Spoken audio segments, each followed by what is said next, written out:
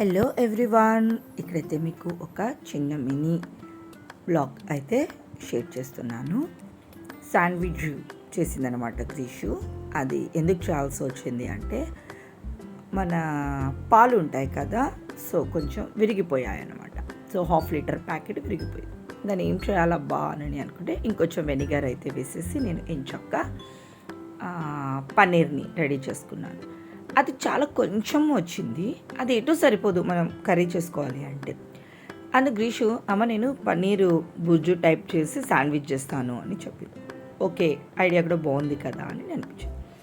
So ఏం లేదు, ఆ పన్నీర్ వచ్చేసేసి జస్ట్ కొంచెం ఆనియన్, టమోటా, ఉప్పు, కారం, పసుపు వేసి పన్నీర్ వేసేసి జస్ట్ ఫ్రై లాగా చేసేసి పెట్టేసేసేది అనమాట. ఇంకా దానికి కావాల్సినది బ్రెడ్, ఇంకా బటర్, మా దగ్గర ఉంది,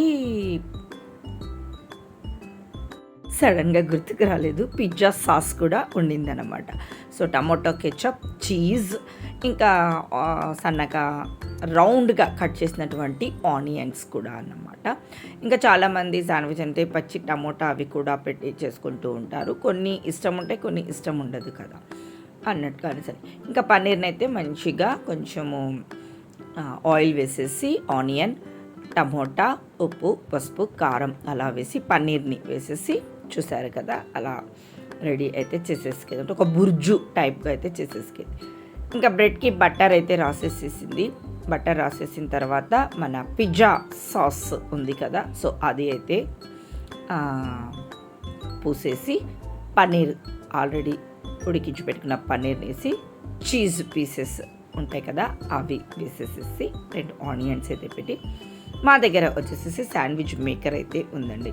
ఇది లేదు కదా ఎలా అని అనుకుంటున్నాం. జస్ట్ మనం చపాతీ చేసుకుంటున్న పెన్నం మీదైనా కూడా బటర్ రాసేసేసి దాని మీద పెట్టేసేసి స్టవ్ సిమ్లో పెట్టేసేసి అటు ఇటు కాల్ చేసుకున్నామంటే సూపర్ డూపర్ శాండ్విచ్ అయితే రెడీ అయిపోతుంది. సో ఎలాగో మా దగ్గర మేకర్ ఉంది కదా చేసేస్తాను అని చెప్పింది. ఆ పన్నీర్ని కూడా వేస్ట్ అయితే చేయకుండా ఇలా ఈజీగా ఒక ఈవినింగ్ స్నాక్స్ రెడీ చేసింది. కోర్స్ అది ఈవినింగ్ స్నాక్స్ అని అనుకొని 5:30, 6:30 ఆ మధ్యలో తిన్నాము. ఆయన నైట్ అయితే ఇంకా మాకు ఏం తినబుద్ధి కాలేదనమాట.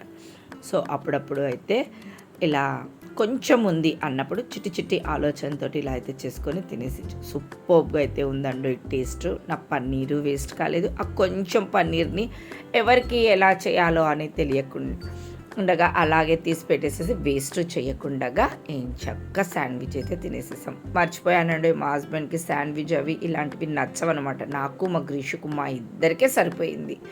Super duper tasty